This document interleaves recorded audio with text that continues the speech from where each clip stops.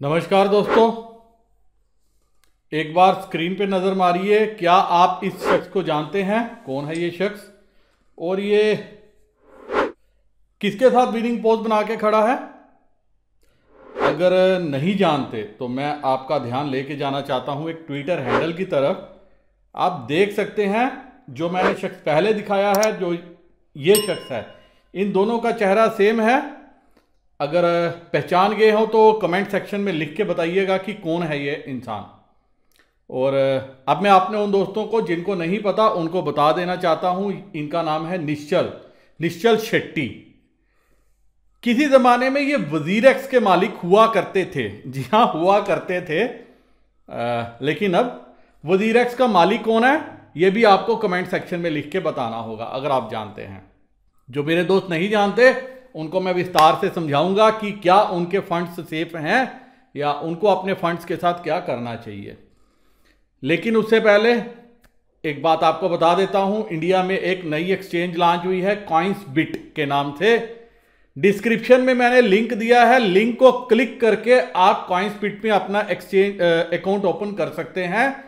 KYC करनी पड़ेगी $200 के। ये कह रहे हैं कि हम आपको अकाउंट ओपन करने में टोकन दे रहे हैं, लेकिन क्या उनकी वैल्यू $200 है या आने वाले टाइम में उनकी वैल्यू $200 होगी, ये आपको जो है देखना पड़ेगा। लेकिन वजीर एक्स के साथ मेरे काफी दोस्तों ने जो है कंपैरिजन किया था टोकन का, तो मैं सबको एक बात क्लियर कर देना चाहता हूं, वजीर एक्स के टोकन को आप कॉइंसबिट के टोकन के साथ कंपेयर मत कीजिए।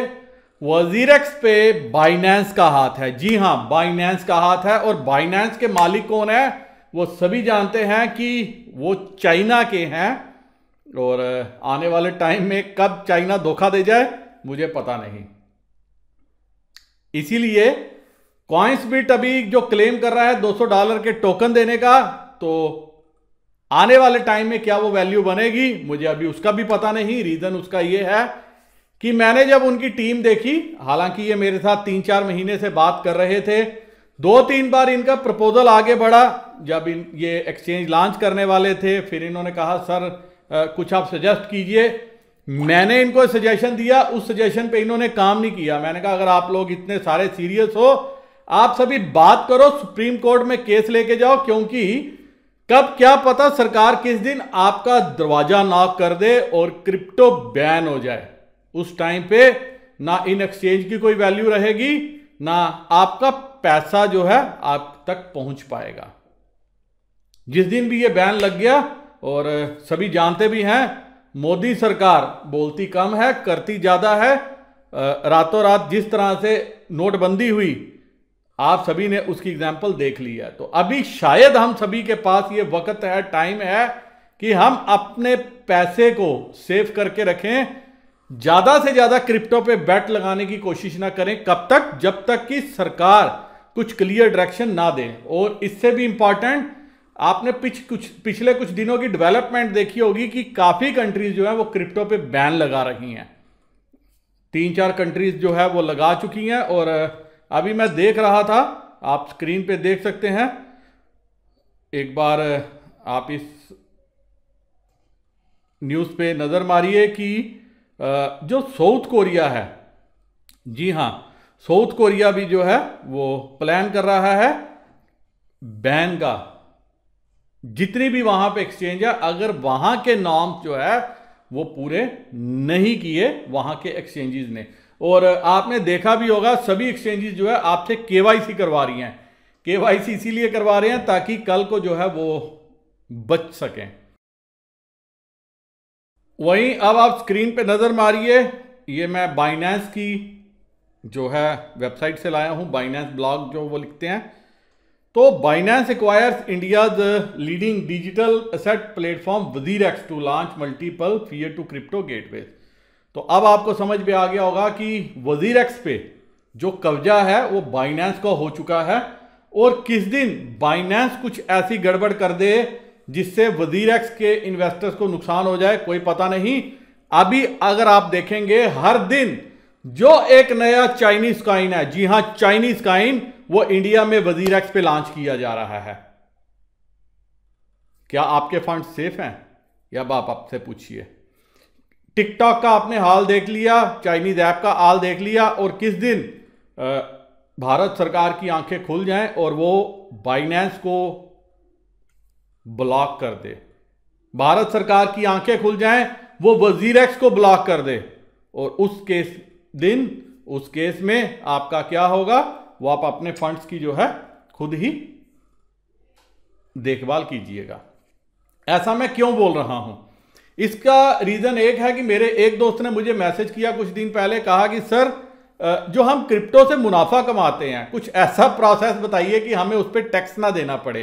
मान लीजिए हम फंड्स एक्सचेंज में रखते हैं, तो मेरे को सरप्राइज हुआ कि अगर आपने प्रॉफिट कमाया है, सरकार को आप टैक्स नहीं देना चाहते, लेकिन आप फंड्स को एक्सचेंज में रखना चाहते हो, उस एक्सचेंज में रखना चाहते हो जिसका कल को खुद ही भरोसा नहीं है।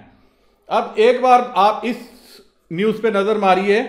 ये इसीलिए इंपॉर्टेंट है न्यूज क्योंकि चाइना ने अपनी डिजिटल करेंसी पे काफी देर से काम कर रहा है, तो अपने महत्वाकांक्षा को पूरा करने के लिए किस दिन वो बाइनेंस जैसी एक्सचेंज पे शिकंजा कस दे, लगाम कस दे, हमें पता नहीं। आप देखिए, China digital currency trial show threat to Alipay WeChat duopoly. मतलब अभी तक आप समझ लीजिए, चाइना में दो नेटवर्क थे, अली पे जो अलीबाबा का है और वीचैट का वी पे है। मैं भी जब कभी चाइना में जाता था तो वीचैट का वी पे ही यूज करता था, या अलीबाबा का भी मैं यूज करता था, काफी इजी था। लेकिन अब क्या हुआ है, वहां की सरकार ने डिजिटल करेंसी जब से शुरू की हुई है, वो अपनी करेंसी को प्रमोट कर रही है, जिससे इन नेटवर्क को खतरा है। आप नीचे जो है ये खबर पढ़ भी सकते हैं।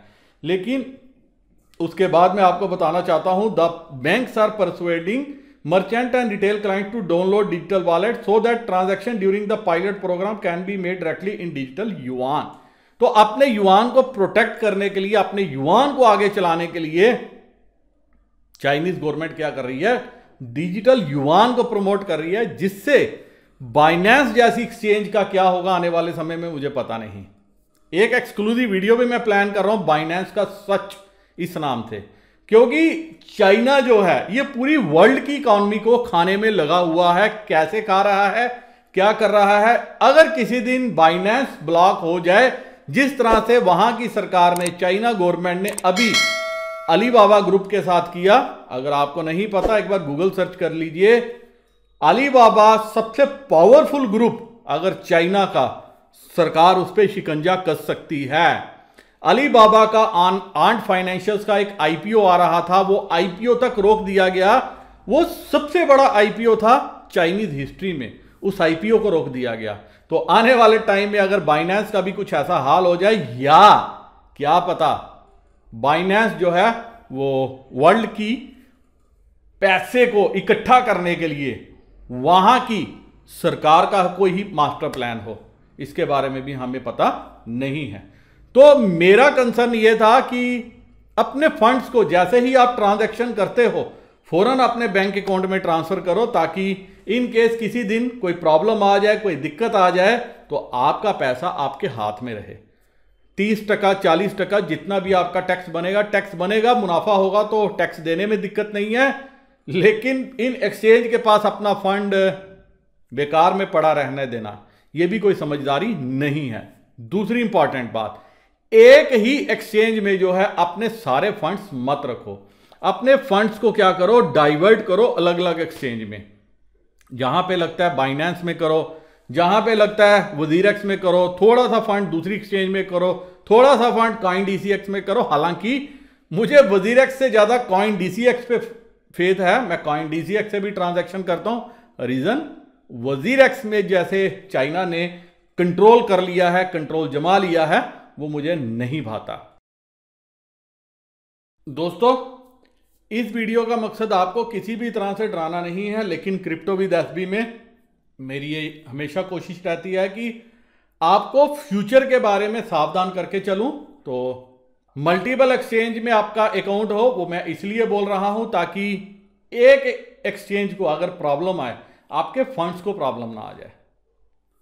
अल्टरनेट क्या इसका यह है कि जब आपको ट्रांजैक्शन करनी है, ट्रेडिंग करनी है, आप अपने अकाउंट से फंड ट्रांसफर करो और यकीन मानो कॉइन डीसीएक्स में ट्रांजैक्शन इतनी हैसल फ्री है, इतनी स्मूथ है कि मेरे को किसी भी प्लेटफॉर्म में नजर नहीं आई। और वजीरएक्स, क्योंकि कंपनी तो ये इंडिया की है, लेकिन जब से ये चाइना के साथ इसका एग्रीमेंट हुआ है, मेरे को वजीरएक्स पे जो है विश्वास नहीं आया। क्योंकि जहां पे भी चाइनीज बैठते हैं वो आप सभी भली भांति जानते हैं कि उनका रवैया क्या रहता है। और जिस हिसाब से चाइना पूरे वर्ल्ड में आज कब्जा करके बैठा हुआ है क्रिप्टो करेंसी मार्केट में, आने वाले टाइम में कुछ बड़ा भी हो सकता है। क्या हो सकता है, इसके ऊपर भी मैं प्लान कर रहा हूं एक डेडिकेटेड वीडियो लाने का, ताकि सबको बता सकूं, अपने सब्सक्राइबर को समझा सकूं कि अपने फंड्स को अपने हाथ में टाइट करके बंद मुट्ठी में दबा के रखो। इन एक्सचेंज पे विश्वास मत करना, क्योंकि किसी भी दिन अगर इन्होंने अपनी एक्सचेंज के दरवाजे बंद कर दिए तो मेरे, आपके, हम सभी के पैसे जो है वो गायब हो सकते हैं। और उस केस में हमारी सुनवाई कोई भी सरकार नहीं करेगी। रीजन, क्योंकि सभी सरकारें अक्रॉस द वर्ल्ड वो ये मानती हैं कि क्रिप्टो करेंसी जो है वो इलीगल है। जहां पे अभी तक किसी भी कंट्री ने इसको लीगल मान्यता नहीं दी, सिवाय एक दो को छोड़ के, वो भी उनके एक्सचेंजेस पे इनकी जो है फ्यूचर्स जो है वो ट्रेडिंग स्टार्ट हुई है। ट्रेडिंग का मतलब ये नहीं कि उन्होंने मान्यता दे दी, कोई भी डेडिकेटेड एक्सचेंज नहीं है जो सरकार के द्वारा ऑथराइज हो।